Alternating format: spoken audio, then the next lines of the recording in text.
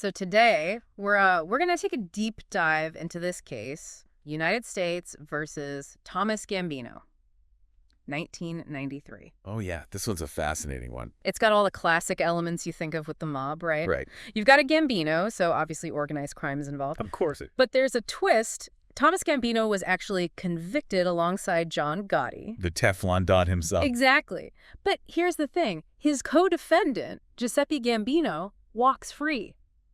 Acquitted. Yeah, how do you get two Gambinos, same trial, two different verdicts? What happened? That's exactly what I was thinking. That's what we're going to try to unpack today. Yep. So to help me break down all this, the legal complexities, the family dynamics, the whole 9 yards, I've got a real expert here. Happy to be here. So I think for starters, it'd be helpful to get a lay of the land. When we're talking about the Gambino family, what are we really talking about? What's the structure? Sure. So at the top, you've got the boss. And in this case, it was the infamous John Gotti. Mm-hmm. And then right under him, you have the underboss that was Tommy Bellotti. Okay, so Gotti's calling the shots. Bellotti's his right-hand man. What about our guy, Thomas Gambino? Where does he fit into all this? So Thomas, he held the rank of captain. Captain? Now, a captain isn't just some low-level guy. Yeah. They oversee their own crew, their own operations. Pretty significant. So he wasn't just some distant relative trying to cash in on the family name. He was a real player. Yeah, a real player in the family business. And a big part of the prosecution's case was trying to link Thomas to specific crimes, specifically to the Connecticut faction of the Gambino family. Okay, Connecticut. So they were branching out. Oh, they were always branching out. Now, to prove this connection, they presented some pretty interesting evidence. They had recordings, conversations between John Gotti and other mobsters, guys like George Remini. Wait, they had Gotti on tape. Yeah, they did. And in these recordings, you actually hear Gotti talking about Thomas Gambino, mentioning him by name. Wow, so he was like snitching on his own captain. It's more complicated than that. But the recordings definitely implicate Thomas in some illegal activities. Gambling, loan sharking, even labor racketeering, all the way up in Connecticut. Labor racketeering, like Yeah. strong-arming unions and Yeah. businesses. Exactly. And Gotti even refers to Thomas as Skipper. Skipper. Yeah, that was apparently code for captain.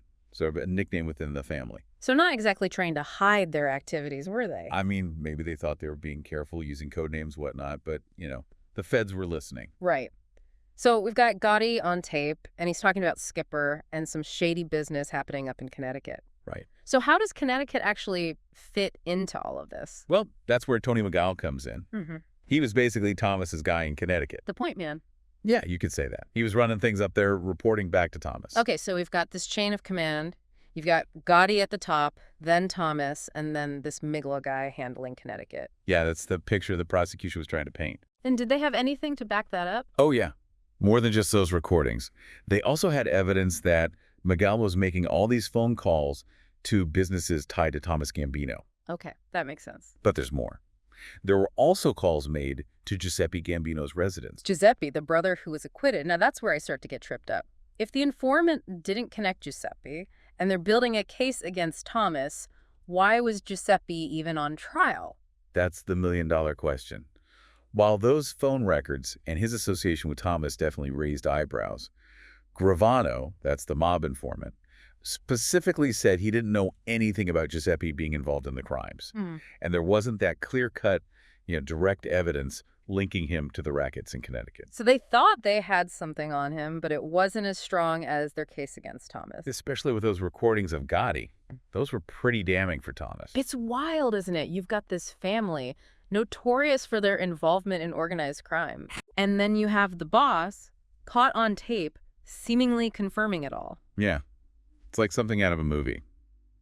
So where do we go from here? Well, before we get to those different verdicts, we need to talk about what happened with Tony McGale. He got arrested and indicted in Connecticut. The guy running the Connecticut operation for Thomas? Yep, him.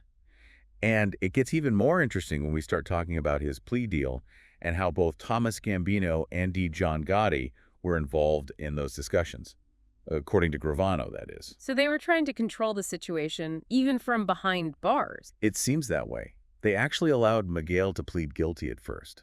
Why would they do that? Wouldn't that put more heat on the family? Well, I'm guessing they thought it was the best way to protect the higher-ups, to keep Gotti and Thomas out of the spotlight. But then things took a pretty dramatic turn. Uh-oh. What happened? Miguel actually tried to withdraw his guilty plea. Wow. So what did that mean for the prosecution? Did it blow their case wide open? It definitely complicated things.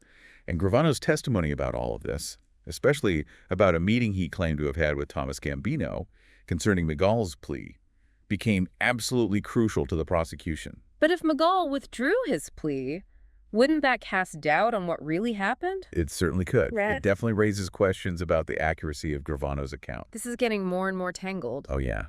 And we haven't even gotten to the best part yet. Wait, there's more? Oh, there's always more. Remember, the prosecution had more up their sleeve than just Gravano's testimony. They also had video surveillance footage placing both Thomas and Giuseppe at the Ravenite Social Club. The Ravenite. Now we're talking. That's like Mob Central, right? Right. But being seen at a social club, even one as infamous as the Ravenite, doesn't necessarily prove you're guilty of a crime. So did they have anything directly linking them to the actual rackets in Connecticut? Well, they had those phone records, remember? Yeah. The ones connecting Miguel to both brothers. Right, right. Plus, the prosecution brought in another informant. This one was FBI, and they'd actually infiltrated the Connecticut operation. So they had someone on the inside who could confirm what was going on. Exactly. This informant corroborated everything. The illegal gambling, the loan sharking, the whole 9 yards. It sounds like they were building a pretty solid case against Thomas. They were. But then we come back to that head-scratcher. The jury convicted Thomas. Yep. But Giuseppe, he walked.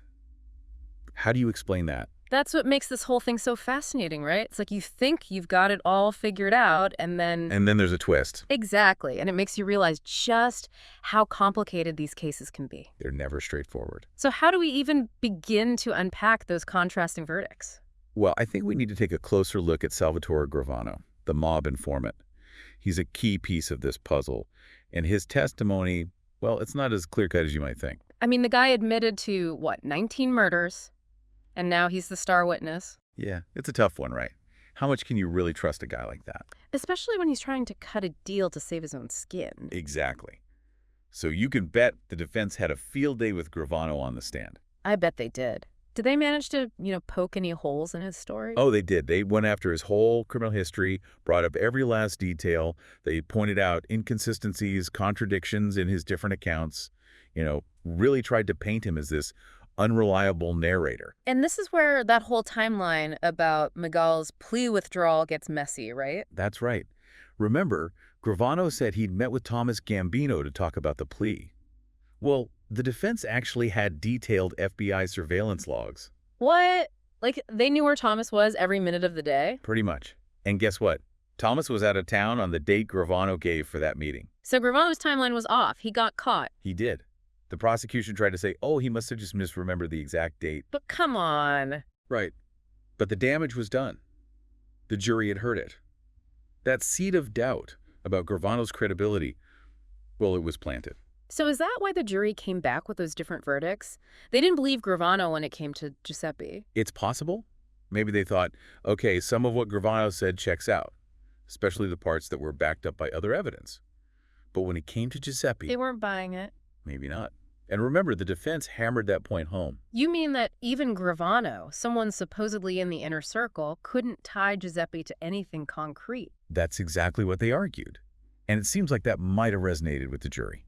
It's incredible how much power a single witness can have in a trial like this. Especially when you're dealing with organized crime, where loyalty and silence are everything. So if we step back from Gravano for a second, what other factors might have influenced those different verdicts? Well, you have to consider the nature of the evidence itself, right? With Thomas, you had direct evidence, like Gotti's own words on those recordings, specifically naming him. But with Giuseppe, it was more about connections and associations. Right. Phone records, sightings at the Ravenite, that kind of thing. So maybe the jury felt like, okay, there's enough to convict Thomas, but not enough to meet that, burden of proof for Giuseppe. That's a very real possibility. And you can't forget the impact of those recordings. Hearing Gotti, the boss, actually implicate one of his own captains. That's got to be pretty convincing. It's not something you see every day.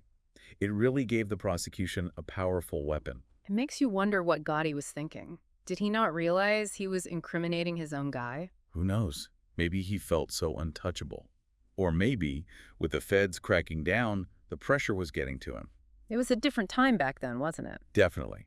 The FBI was getting more aggressive, using wiretaps, cultivating informants, the walls were closing in, even for someone like Gotti. This whole case, it's like a glimpse into a hidden world. It is.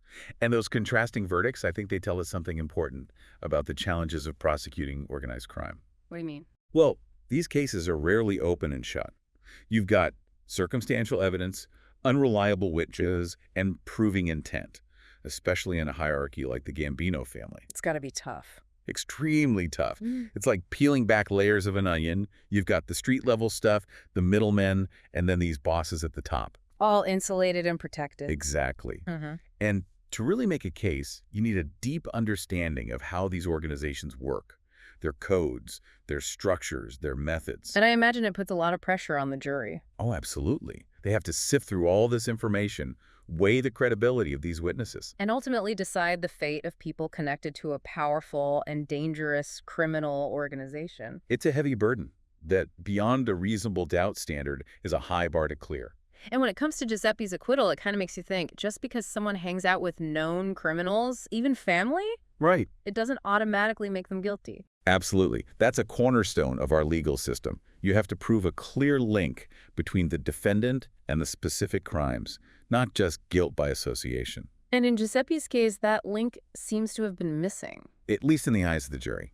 And that speaks to the importance of due process. Everyone deserves a fair trial, even if their last name is Gambino. It's fascinating, isn't it? This whole deep dive has been like an education in organized crime. It has. We've got family dynamics, codes of silence, wiretaps, informants. The whole shebang. But it also makes you realize just how difficult it is for law enforcement to really break these networks. It's a constant struggle. And as law enforcement develops new techniques, organized crime adapts. It makes you wonder, what's next? Will we see a comeback of the traditional mafia families, or will they just become even more sophisticated? That's a good question. Maybe one for another deep dive. Yeah, something to think about. But one thing's for sure, organized crime isn't going away anytime soon. Not a chance. It's a persistent threat. And it demands vigilance, innovation from law enforcement if they want to stay ahead of the curve. And that brings us right back to the Gambino case. Still circle. It reminds us that there are always more layers to uncover, more questions to ask when it comes to organized crime. So what about you? What stands out to you about all this? What's been, I don't know, surprising or thought-provoking aspect of this case? It's like you said earlier, you get caught up in the twists and turns of the trial, the personalities involved. But for me, it's the bigger picture that's really sticking with me. What does this case, this whole Gambino saga, tell us about the fight against organized crime as a whole? Yeah, that's the real takeaway here, isn't it? I think the Gambino trial, it gives us a few valuable insights. Like, it shows just how hard it is to actually build a solid case against these organizations. I mean, they're built on secrecy, loyalty, intimidation. It's not like you can just walk up and ask for witnesses. Right. It's not like they're going to be lining up to testify. And even when you do get someone like Gravano, an insider, there's always that question of, well, how much can we really believe? Exactly. Juries are going to be skeptical, and they should be. You got a guy who admits to, 19 murders, and now he's the star witness for the government. There's always going to be that suspicion that maybe he's just saying what he needs to say to save himself. Yeah, you can't just take his word as gospel. No. Not at all. You have to corroborate, check timelines, examine every detail. And even then, there's a risk that the jury's just not going to buy it. The Gambino case, with that focus on Connecticut, it also reminds us that this isn't just a big city problem anymore, is it? Organized crime, it's everywhere. Oh, absolutely. They've infiltrated legitimate businesses, found new ways to make money. We're not just talking about the old school stuff like gambling and loan sharking anymore. Right. It's so much bigger than that now. Drugs, human smuggling, cybercrime, money laundering. It's a global operation these days. And that makes it even harder to track, to prosecute. So how do you even begin to tackle something that big, that complex? You need a multi-pronged approach, for sure. You've got your traditional methods, surveillance, wiretaps, undercover work. But you also have to keep up with the times. Use technology to track the money, monitor what's happening online, gather intelligence from all over the world. And it's not enough to just catch the small timers anymore. You have to go after the whole structure. You got to dismantle it from the top down. Oh, yeah. Target the bosses, the ones calling the shots, making the real money. That's got to be so difficult. These guys are insulated, protected. They don't get their hands dirty. Right, proving their involvement, connecting them to specific crimes, it takes a huge amount of effort, resources. But it's essential if you want to make a real impact. Do you think people really understand how big this problem is? Like the extent of organized crime's influence? I think there's a tendency to see it as this like romanticized thing, Yeah. like something out of a movie with tough guys and codes of honor. But the reality is much darker than that. Yeah, it's not glamorous. No, it's brutal. It's about exploiting people, preying on the vulnerable, undermining the rule of law. It's like a cancer, really. It spreads and corrupts everything it touches, and it operates in the shadows so often you don't even know it's there until it's too late. Exactly. That's why cases like this Gambino trial are so important. They bring these hidden networks into the light, show the public how they work, and remind us that this is a fight that never really ends. It's a constant battle. It is. And it's going to take collaboration, information sharing, new strategies, and a lot of hard work to stay ahead of the game. It's not just up to law enforcement either. The public needs to be aware, know the signs, and speak up if they see something suspicious. Absolutely. Silence and apathy, that's what lets organized crime thrive. Well, I think it's safe to say we've covered a lot of ground today. This deep dive has been a real eye-opener for me. Me too. We've seen how complex organized crime is, the difficulties of bringing these guys to justice,